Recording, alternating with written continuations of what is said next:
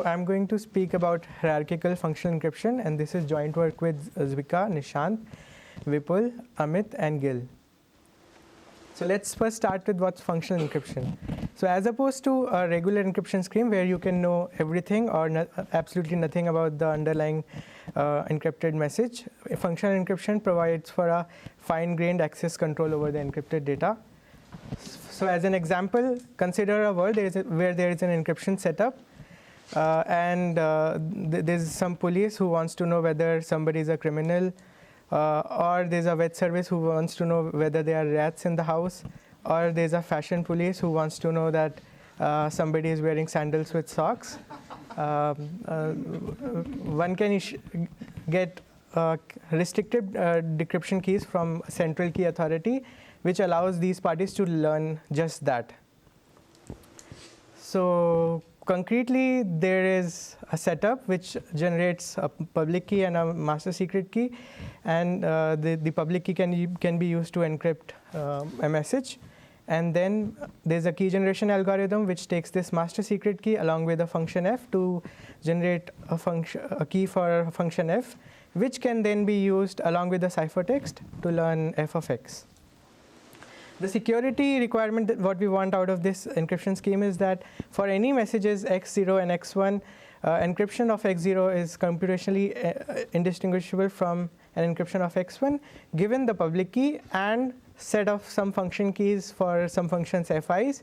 But these FIs should be non-trivial in the sense that FI of x0 should be the same as FI of x1.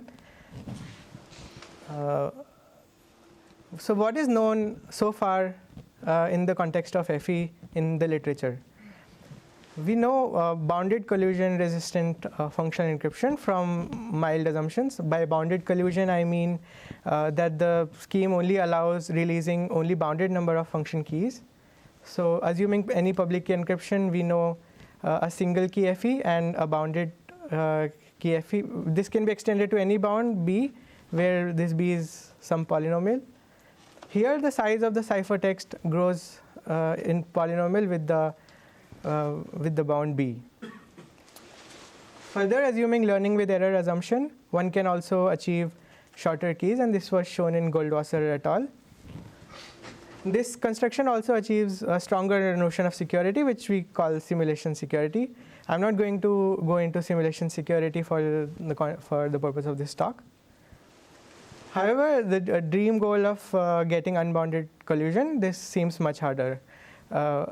This is because, firstly, simulation security is just impossible, even assuming one-way functions.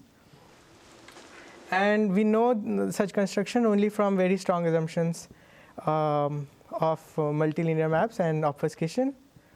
And some parameter even imply I/O, which we don't have a construction from standard assumptions. So should we just stop using FE then?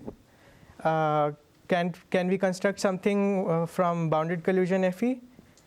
So we study a notion of hierarchical functional encryption in this work, where which is a functional encryption which has some desired property, and the property is that we can delegate decryption capabilities.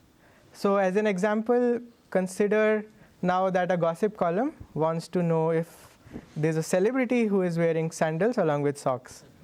So in a hierarchical functional encryption, what we can do is that instead of having the key authority to give out a key to the gossip column, the key can also be generated now by the fashion police. So let's look at it concretely.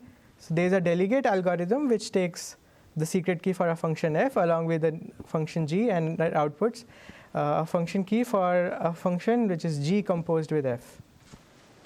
And this generalizes previous notions of hierarchical IB and hierarchical ABE. Let's take a look at it pictorially. So here the root nodes denotes the master secret key, and which is also referred to as the secret key for the identity function. Now this key is used to derive function keys for, say, functions f1, f2, and f3, and the bottom left node denotes the secret key for a function f1. Further, this secret key for function f1 is used to derive keys for functions g composed with f, and again the bottom left node denotes secret key secret key for the function g composed with fi. This way we can construct a graph where the edges denote the delegation requests, and the nodes, they denote the function keys. Now the root node can be referred to as the secret key for the identity function. The security guarantee that we want from this hierarchical FE is that encryption of x0 is again indistinguishable from encryption of x1, again given the public key and the set of secret keys. But these secret keys are can now be a part of delegated key queries. So what's known in this? What's already known in this area? So we know constructions assuming I/O, which gives us what's called as unbounded width and constant depth. So if you look at this graph, width is referred to as how many times a single node can be used to generate to give out delegation queries. And here, while still maintaining security, so the width refers to the maximum number of times a single node can be used to delegate function queries, and the depth means how many times a single key can be subsequently delegated. So using I/O, what we already know was unbounded width and order 1 depth construction.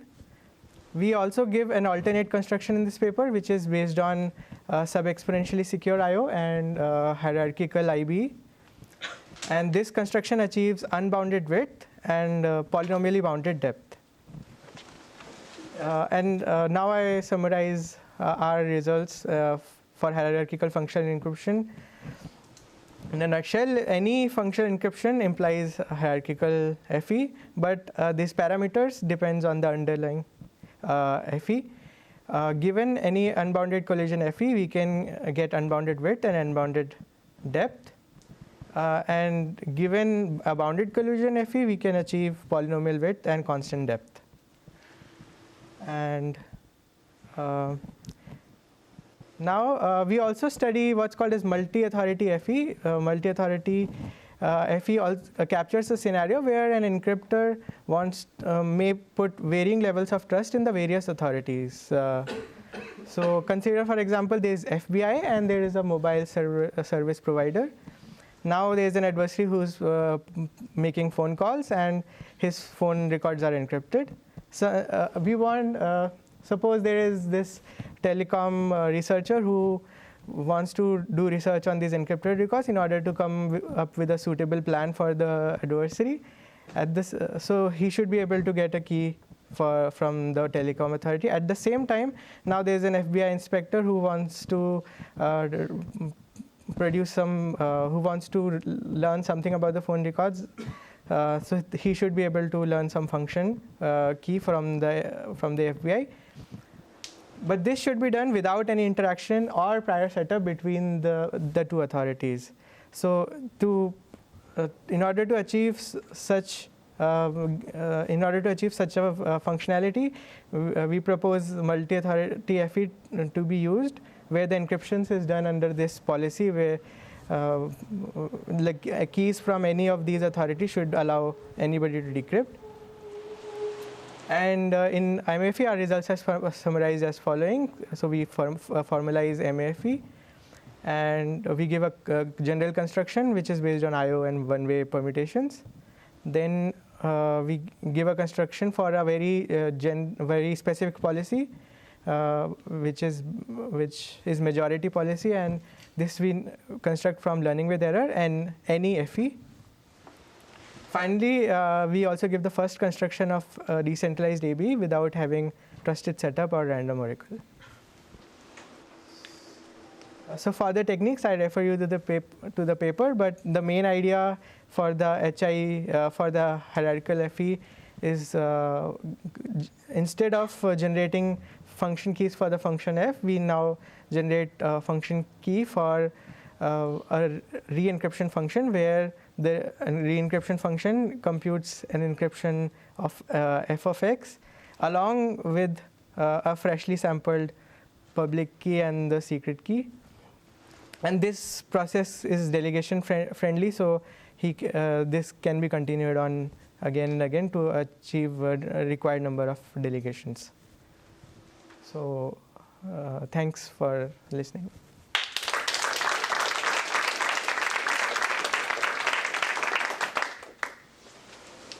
All right, any questions in the meantime? Next speaker in the meantime, please. All right, so if there are no questions, we'll continue right through. Let's thank you again.